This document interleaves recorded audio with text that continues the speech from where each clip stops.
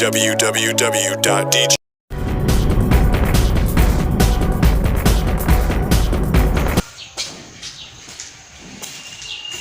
Before ahangaha ndakeka gusa ari hahandi hari umusheri ndakeka wa mbere mubonye.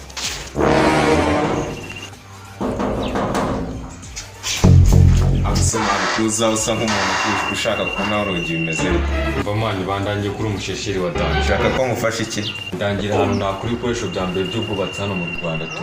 ewana ako niko kazi kanjye ufite amafaranga Amafaranga si ikibazo. Iyo aba waruzi ukuntu inzu yenda kungwa ntiwakavuze ko amafaranga ntafite. okay ndikumva ufite ubwatsi reka nze tujyane reka nze mbanze ndebe utuntu hano mu nzu ndaje tujyane Aba nari ndagutegereje.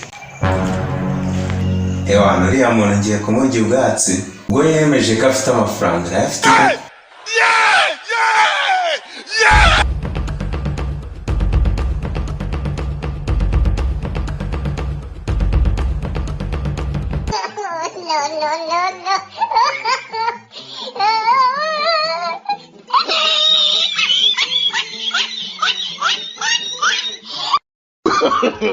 no, no, no, no.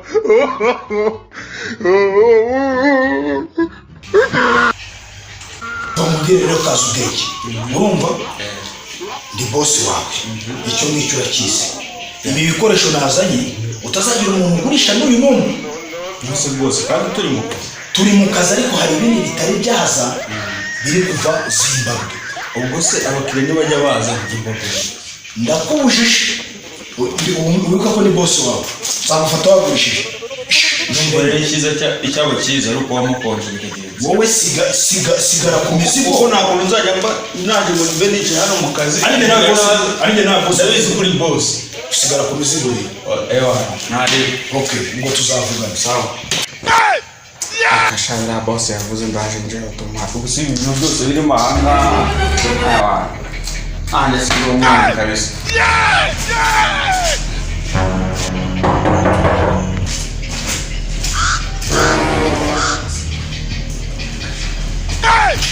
Kinje kubabaza muragezwa n'icyo mvamana mpuzaniye umukire ukeneye ibikoresho by'ubwubatsi uyu nguyu se Yego nigiye. ngera niba ufite Amafaranga ndafite tu. tugende ku bikoresho uko ahangaha mbere dushaka Ngiye ndashaka imiti 10 ya se.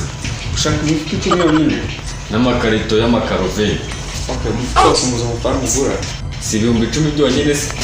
ewa ntari You think they wine?